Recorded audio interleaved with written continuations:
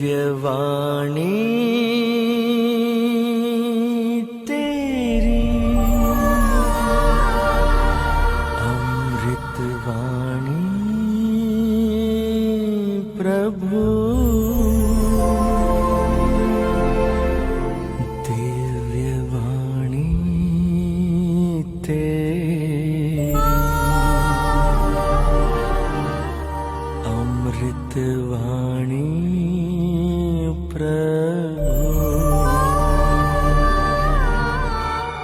मत्ती के सुसमाचार अध्याय 13 वाक्य संख्या 57 में वचन कहता है, पर वे ईसा में विश्वास नहीं कर सके।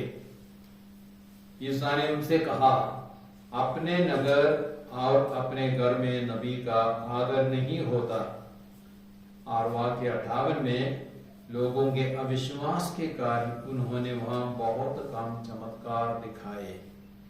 प्रभु यीशु नासरत गए थे, अर्थात अपने ही शहर में और अपने ही लोगों के बीच में वह गया था और वह सभागृह में शिक्षा दे रहा था और लोग उसकी शिक्षा को सुनकर उसके ज्ञान से, उसके सामर्थ्य से बहुत ही प्रभावित हुए।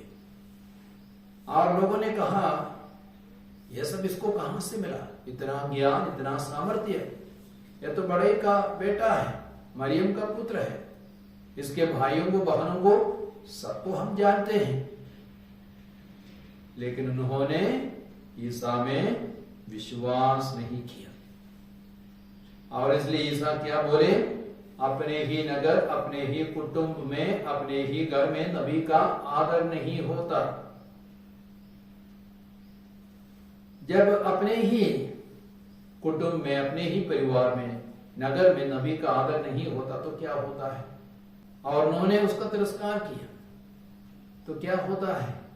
जो आशीष नबी के द्वारा उस नगर को मिलना था, उस परिवार को मिलना था, वह आशीष चली जाती है, वह आशीष और कहीं चली जाती है। और ईसा बाद में निर्जन स्थान में गए, वहां पे वह वचन सुना रहा था, बहुत बड़ी भीड़ एकत्रित हो गई और वहां पे प्रभु यीशु ने भूखों के लिए बहुत बड़ा चमत्कार किया। 5 रोटियों से 2 मछलियों से बहुत बड़ा चमत्कार किया। 5000 लोगों को खिलाया, तृप्त किया। 5000 सिर्फ पुरुषों की संख्या है, सबको मिला के कम से कम 14-15 हजार लोग होते होंगे। तो यीशु ने निर्जन प्रदेश में बहुत बड़ी भीड़ के लिए बहुत बड़ा चमत्कार किया। आशीष निर्जन प्रदेश में चली गई। और बाद में हम गैनसरत के बारे में सुनते हैं। यीशु गैनसरत गए, वहां पर भी बहुत सारे लोग एकत्रित हो गए और यीशु रोगियों को चंगा कर रहे थे और लोग अनुरोध कर रहे थे, कम से कम आपके कपड़े के पल्ले को छूने के लिए हमें अवसर दीजिए। और जितने भी लोगों ने यीशु के कपड़े के पल्ले को छू लिया, वे सब भले चंगे हो गए, स्वस्थ हो गए। तो जब नासरत ने यीशु को स्वागत नहीं किया, वहां पे यीशु बहुत कम चमत्कार कर सके, बहुत कम चंगाइयां दे सके। लेकिन निर्जन प्रदेश में, नासरत में आशीषों की वर्षा हुई। तो जब हम नबी का स्वागत नहीं करते, नबी द्वारा जो आशीष मिलना है वो आशीष और कहीं चली जाती है। बाइबल में कई बार इस बात को हम देखते हैं।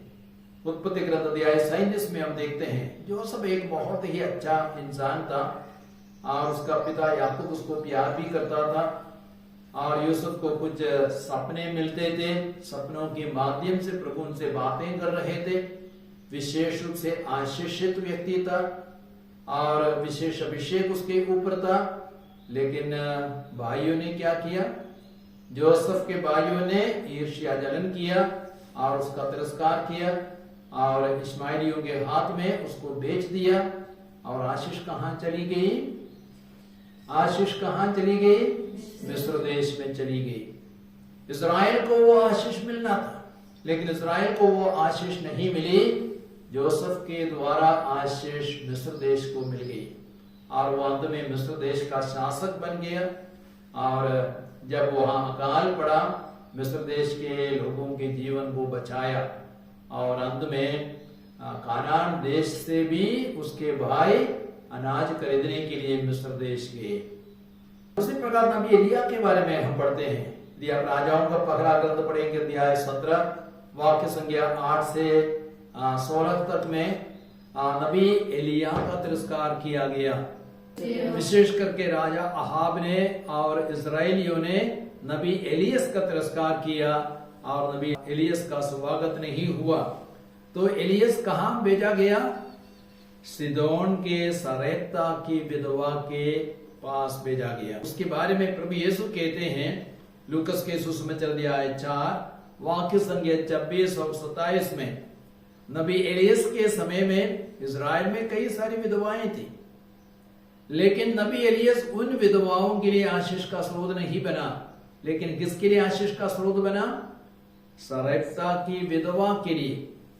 सरेप्ता की विधवा के पास थोड़ा सा आटा था, कुप्पी में थोड़ा सा तेल था, लेकिन जब एलियस सरेप्ता की विधवा के पास भेजा गया, विधवा ने एलियस को भी कुछ रोटी खिलाई और तब एलियस ने उसके लिए बहुत बड़ा चमत्कार किया।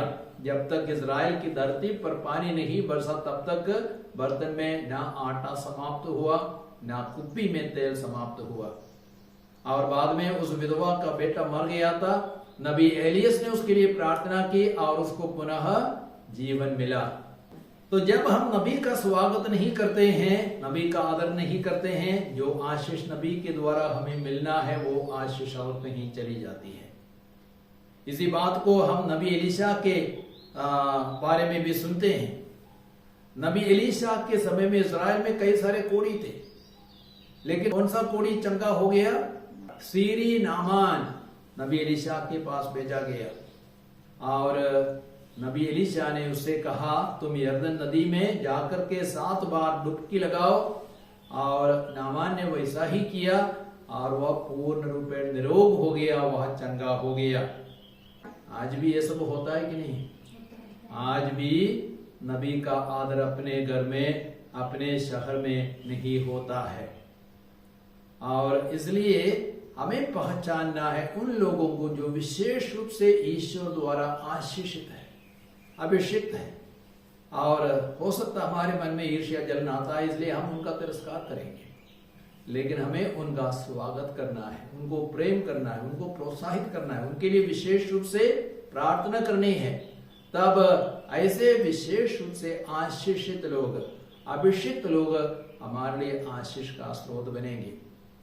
आज हो सकता धर्म प्रांतों में, धर्म समाजों में ऐसे ऐसे लोग हैं, या परिवारों में ऐसे लोग हैं, तो उनके प्रति ईर्ष्या जलन नहीं, लेकिन उनके लिए विशेष प्रार्थना करनी है, उन्हें विशेष रूप से प्रोत्साहित करना है। तब वे सब हमारे लिए, सबों के लिए आशीष का स्रोत बनेंगे।